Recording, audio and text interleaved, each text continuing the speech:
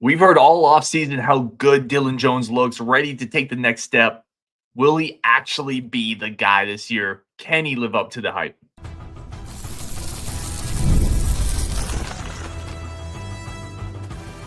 You are Locked On Badgers, your daily podcast on the Wisconsin Badgers.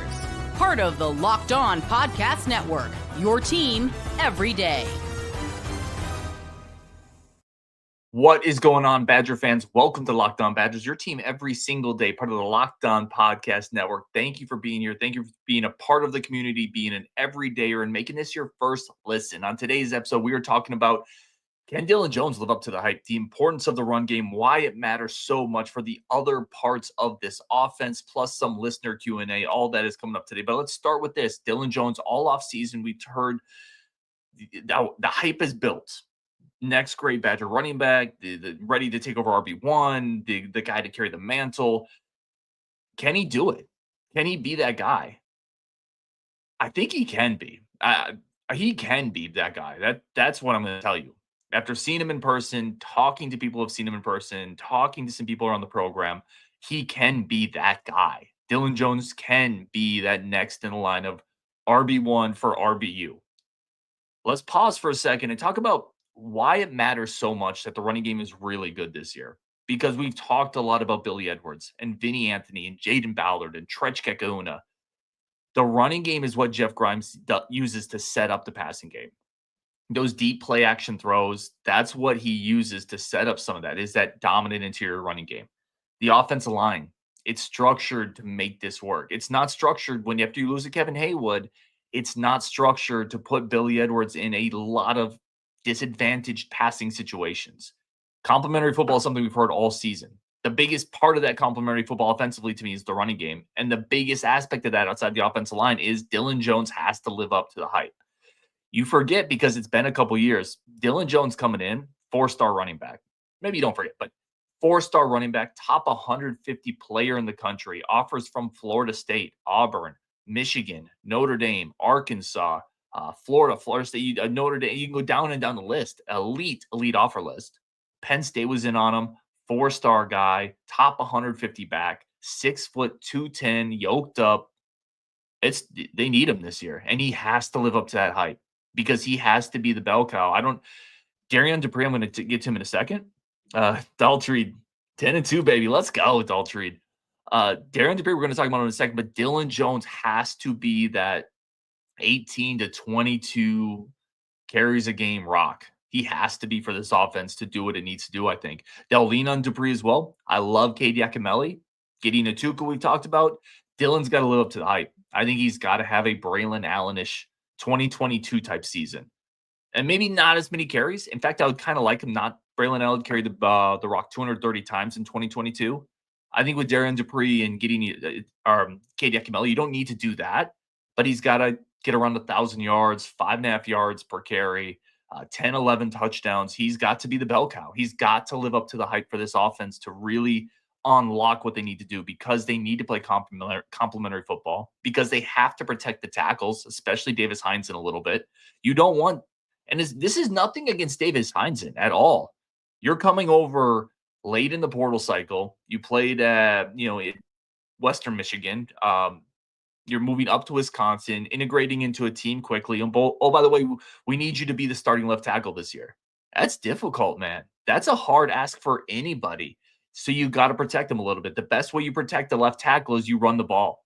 You get in 2nd and 4. You get in 3rd and 5, 3rd and 1, 2nd and 2, 2nd and 6. You don't get in 2nd and 9 and 3rd and 7. Because then you're going to isolate them. You're going to put them on an island. And then you have to decide, do we leave a tight end in to block, or do we roll the pocket, or we take our chances? They're playing some real defensive lines this year. You have to be able to run the ball. The other part of that is you have to be able to play that level of football to keep opposing offenses off the field a little bit. You got to control the clock. You got to run the ball.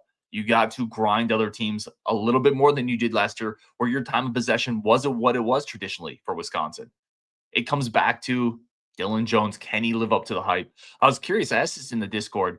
Who does Dilin Jones remind y'all of for former Badger running backs? I'm curious if anybody has any names. If there's already some in the comments here.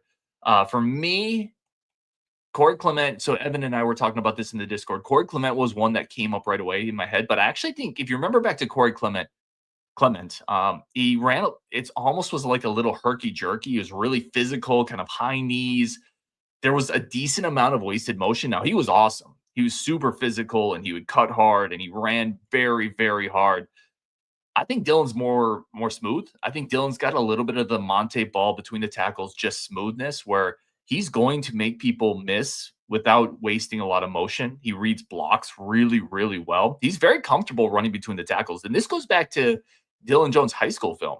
This is again why I think he's such a perfect fit for what Jeff Grimes wants to do in this kind of wide zone scheme that's going to allow him to read blocks, cut north and south, and naturally sift through some of the action, some of the trash in the middle of that field. He's really good at that. He's very natural at that. He did that in high school. We talked to his head coach. We talked to him. He has that skill set, and it's only refined, and you've seen it in practice. So I think he's ready to kind of explode here. I would be excited. If you're not already, get a little excited about Dilin Jones because I think he's going to have a really good year. Got to stay healthy, but that's true for every single running back in every level of football. If he does, I think it's going to be a Braylon Allen-ish type of season. 5.5 yards per carry, 1,100 yards, something like that. 9 to 11 touchdowns, something like that. I am excited for it. Let me know if you guys have any other. Mike Witt says Brent Moss. That could be a really good one, actually. So Moss was at the beginning of my Badger fandom, for full disclosure, but I remember watching him and Terrell Fletcher in that dynamic backfield. Moss ran incredibly hard, really physical between the tackles. Moss maybe he's got some of that Moss game in him. I don't hate that. Hooger says, "Hey boys, how we doing?" We're doing good, man. Especially with you in the chat, my guy. Matthew Anderson says Brent Moss. Ethan says Corey. Sean Campbell says Monte Ball. Tyler says Calhoun. Calhoun's an interesting one. I think Calhoun is a little shiftier, more of a weapon in space. I love that guy. Brown Calhoun. BC is one of my favorite running backs of all time for the Badgers. Sean Campbell says Calhoun was one of my all-time favorites. Daltrid says, that's a nice looking hat, Ryan. I appreciate you, man. Yeah, I see like a Monte Ball type of a back. Now, he's not going to get 39 touchdowns in a season. But that type of running style, neither are a burner. Both have good size, but not great size. Both have good power, but they're not John Clay. Both can make someone miss, but they're not, I don't know, James White in space with the incredible lateral acceleration and the quickness. I think both Monte Ball and Dilin Jones, if he hits his ceiling, which is what we're talking about here, but they're both the type of back that's really good at a ton of stuff. They're fluid. They are moving faster than it looks like they are. They don't waste motion. They read the blocks. They're always going to get you what's blocked plus a couple more. They're not going to waste plays. They're not going to, needlessly try to bounce it outside the tackle because they understand where the play is supposed to go, and they're going to be run with patience. They're going to run behind their pads. And then when it comes down to it, they're going to lower that pad level, and they're going to grind it out for a couple more yards. I'm very excited. Very excited for what Dilin Jones can do this year. And I think this team needs it. I think Jeff Grimes for his offense needs it. I think this passing game needs it. I think these tackles need it. I think you have to control the clock a little bit with some of the offenses you're going to play. You don't want Ryan Williams on the field a bunch of extra possessions. You don't want a Jeremiah Smith on the field for a bunch of extra possessions. So I think it's incredibly important.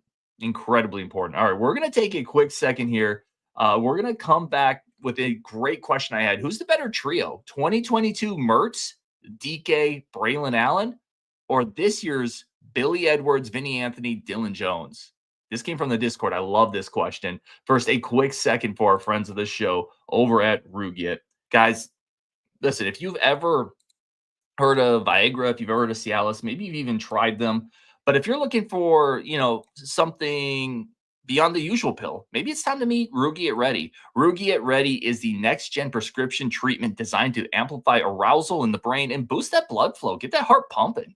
Unlike the usual pills that can take hours, Rugiet's 3-in-1 formula dissolves under your tongue and it kicks in fast, on average in 15 minutes, which that might be about how long some of our drives need to take this year with Dilin Jones. Take that 15-minute full quarter drive. Effects can last up to 36 hours, so you can stay confident and in control when the moment is right. And I think there's going to be a lot of moments that are right coming off Badger wins this year. So this might be the perfect product for that. If traditional options haven't worked, Rugiet might be the answer. Over 150,000 men have already made the switch. Right now, head over to Rugiet.com/LockedOnCollege. Use code LockedOnCollege to get 15% off today. That's Rugiet.com/LockedOnCollege. Promo code LockedOnCollege for 15% off. Individual results may vary with prescription treatment. Compounded drugs are permitted to be prescribed under federal law, but are not FDA approved and do not undergo FDA safety, effectiveness, or manufacturer review. Please visit the Rugiet website for full safety information. Let's jump back into this. I love this comment that we had. This came from the Discord. Better trio. So go back to 2022. Better trio. You have Graham Mertz.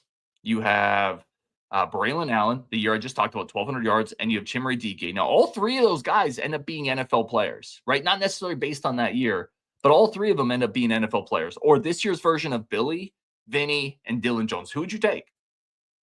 Mertz, Braylon, Dike, or Billy, Dilin, Vinny? I went through and I broke this up almost spot by spot. That year, people probably forget, that year, Graham Mertz was pretty good that year. Not the most accurate. So 2022 Graham Mertz, let's talk about it. Then let's decide who we're going to take.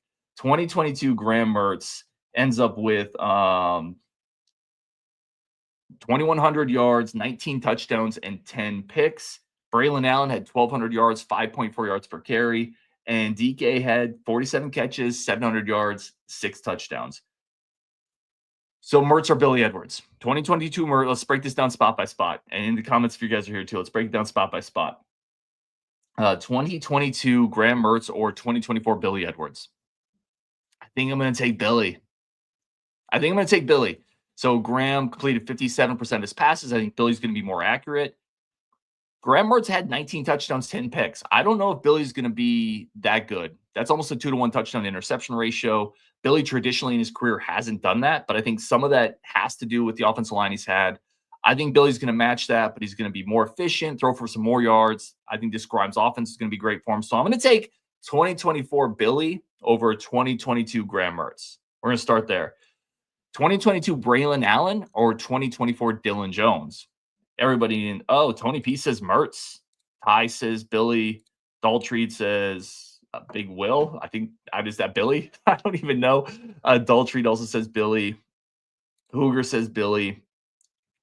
Yeah, I think I'm going to go Billy there too. But I actually can understand if you want to make the argument for Mertz. Again, he had 19 touchdowns that year, 10 picks. Let's go Braylon Allen versus Dilin Jones. I think I got to take Braylon. Until Dilin does it, I think Braylon, I've always thought he's been a little underrated because of the expectations he had coming into the program. I thought people to be a little underwhelmed by a sophomore putting up 1,200 yards, 5.5 yards per carry. I always thought was a little crazy. I like Braylon Allen. I would take him. I think Dilin has that type of ceiling. I think he can be in the Braylon, Corey Clement. I think he can be in that tier running backs. But for now, you got to take Allen. Allen proved it. He was an NFL guy. He carried the ball 230 times that year. You just got to roll with Braylon. And yeah, Hooger. Allen, without a doubt. I love Jones, but I don't think he's going to be as good as Allen was that year, not this early. Tony P said we have to account for the offensive line to make any decision. Sean Campbell says Allen.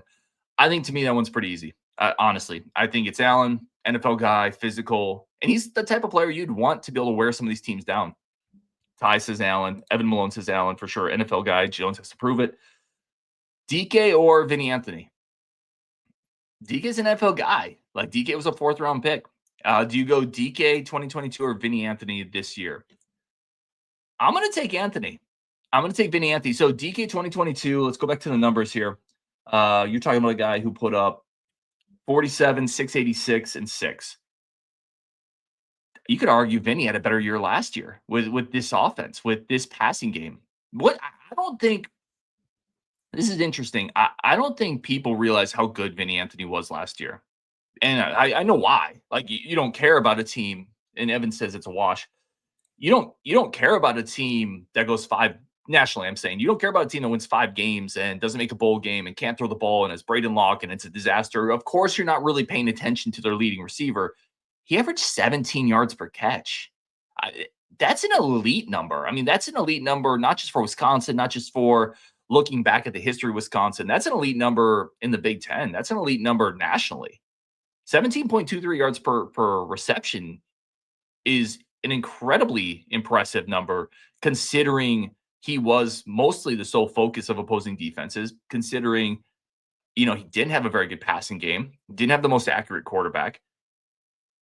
He's really good. I think he's better than DK. I do. And you look at this year with DK going back, DK averaged 14 and a half yards per catch. That's really good. 17's another level.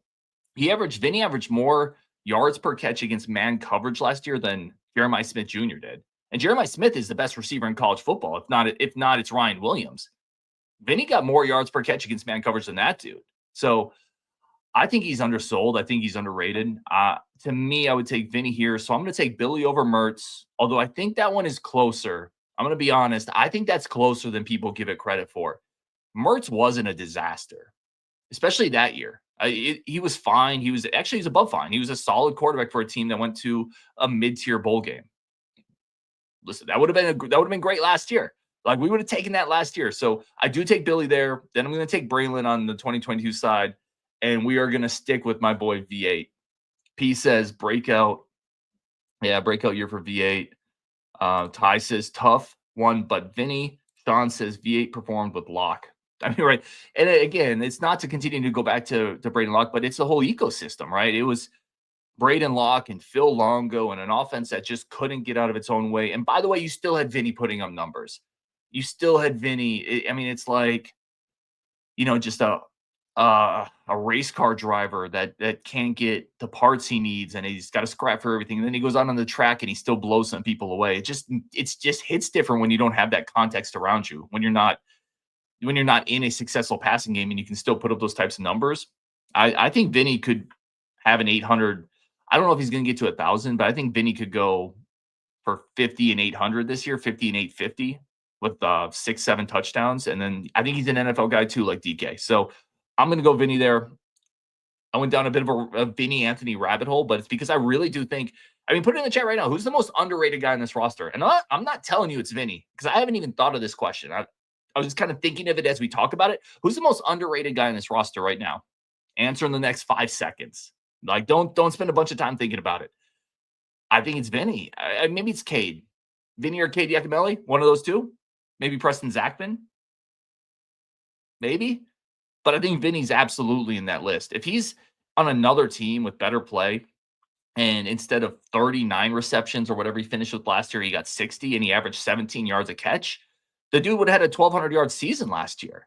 I just don't think you don't think about it because this team was so broken, but he was definitely one of those kind of lanterns in the dark for this offense. Richard Oliver, thanks for joining the chat, Richard. Says Lance Mason. Dominique says, yeah, Austin Brown's a good one. Mike Witt says Hilton. Hoogs comes up with Vinny, Cade, Hilton, Mason. Any of them. He says Yak. Yak's a good one too. Mike Witt, you think Hilton will get meaningful playing time this year, Ryan? I do. I don't know if he's going to put up quite as... I think the hype on Hilton has gotten a little high for a true freshman. I think he's going to play. It's going to be meaningful reps, and there are going to be some moments in real games, in real moments. I just said that twice. But there's going to be real moments in tight games, is what I was trying to say, where I think Hilton is going to make a couple plays. I would hesitate, or I would put some caution to your expectations if you think he's going to have a 20 catch year or a 30 catch year, whatever. You still have Vinny, who I think is going to get the lion's share of the receiver reps. You have Ballard, who's going to play. Tretch is going to play. They're going to throw the ball to Mason. They want to throw the ball to the running backs. They like Tyrell Henry a lot. And Chris Brooks has been getting a ton of reps with the one. There's just a ton of options there for a true freshman to come in and to carve out a lion's share of targets. I wouldn't expect it. I wouldn't expect it. But I think he's going to play, and I think he's going to look like he belongs, which is almost more important. I think he's going to play and he's going to fit in, right? What do you want with a freshman? Outside of like the elite guys, like, you want a guy who's going to play and not look like a freshman. He's not going to look like a freshman, y'all. He's going to look like the son of an NFL legendary receiver. He's going to look like he belongs. And next year, I think you're going to see the Hilton show really take off. When Ballard is left and Vinny's graduated, then I think you're going to see Hilton become probably receiver one. I'm going to be straight up. But I think this year playing time, yes.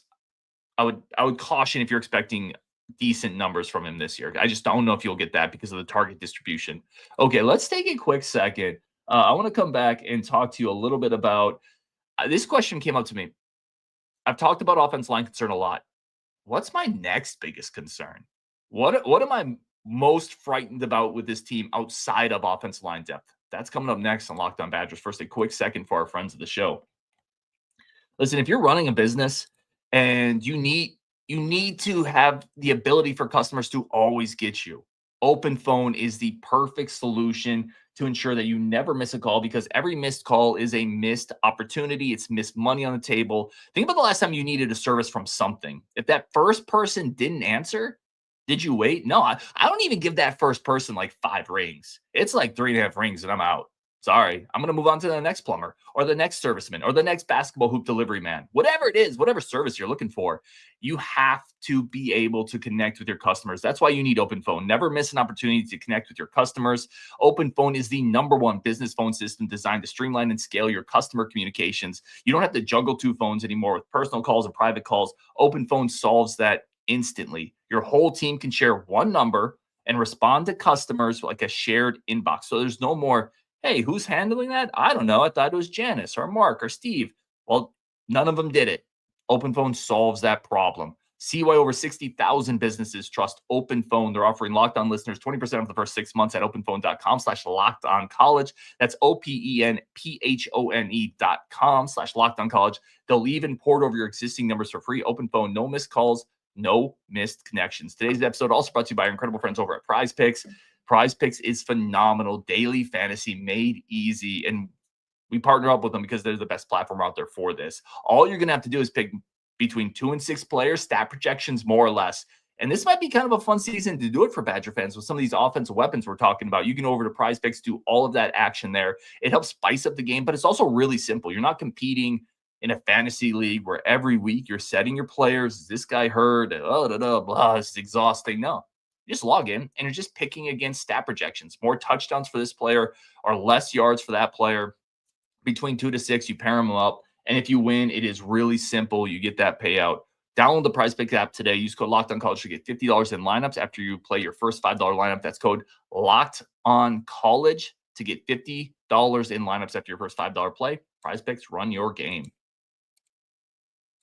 Biggest concern outside of offensive line, because I've talked a lot about offensive line, and I wrote down several things for this.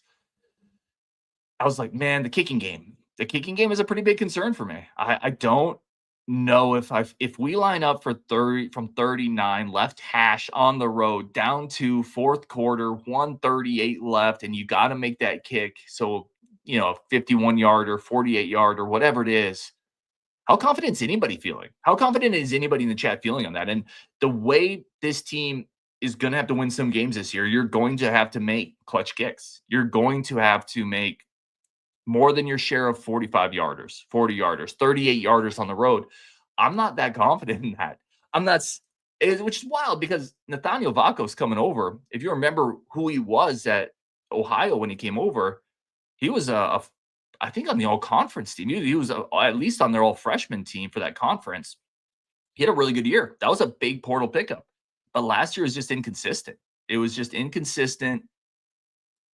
I think the talent's there. I have no doubt the talent's there because he has shown it, but now he's got to go and improve it. So that worries me, but that wasn't my biggest concern.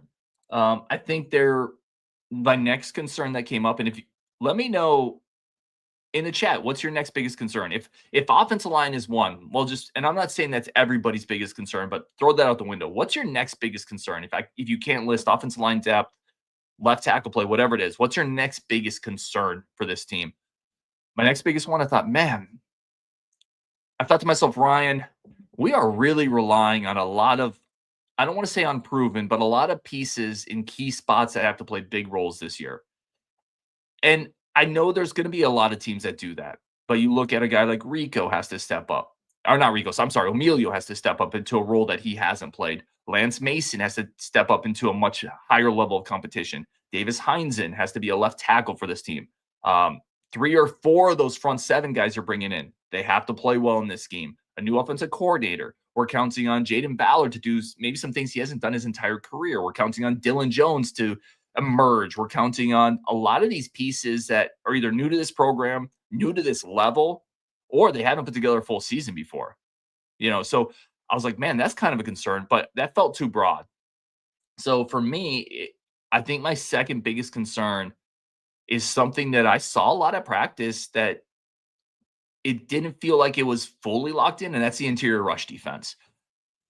A lot of I saw quite a few gashing runs, right? And I know that they've done a really good job of upgrading the numbers there. I think we're going to be better than we were last year, but I do worry a little bit about how stout are we on the inside. I feel actually really good about our edges. I think they hit a home run with Riger.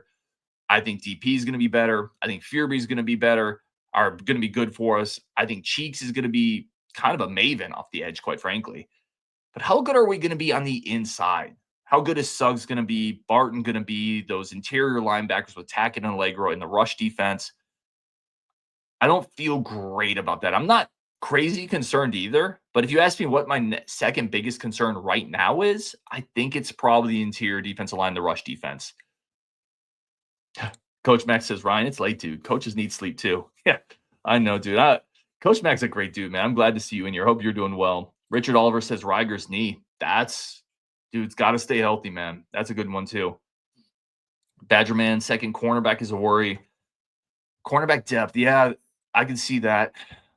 Still don't really know what that is your pork green, right? Like that's still kind of up in the air. I like Emilio Agard. Dione Hill had some moments in practice. He gets handsy for better and worse. Dione Hill. Expect a couple of nice hits from him this year and also expect maybe a pass interference play or two. But yeah, cornerback depth, I think, is a real question concern. That's something that we're young there, and the young players are going to have to play, and it's unrealistic to expect young players not to make mistakes. So I think that's a good one. Let's see. More thoughts here. See if you guys have anything else here. Pass rush from Evan Malone. Daltrey says O-line depth is my only concern at this moment. Man, I wish I could live in the life you're living, Daltrey. I vacillate between concerns, right? So yeah, I love it. I do think O-line depth is a concern, but I'm glad that you're feeling good about everyone else, man. Because if that's the case, and we can avoid any federal injuries on the offensive line, this could be a really, really good team. Yeah, Badgerman, true. Vakos was awesome until he got hurt, and he got hurt, and it never felt like he was the same. Like the talent is there with Vakos. It's there. It's just got to be consistent now, and he's got to be able to hit some of those big those big kicks in big games.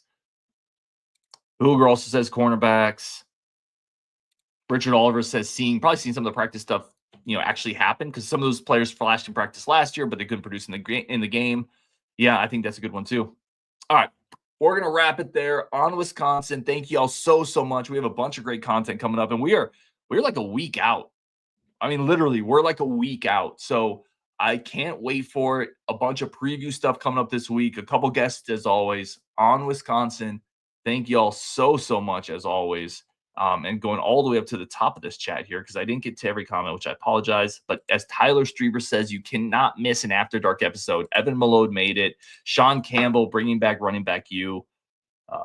Talent is there from Matthew Anderson. Again, a bunch of great people in the chat as always. Thank you for being a part of this community on Wisconsin, and we will definitely talk later.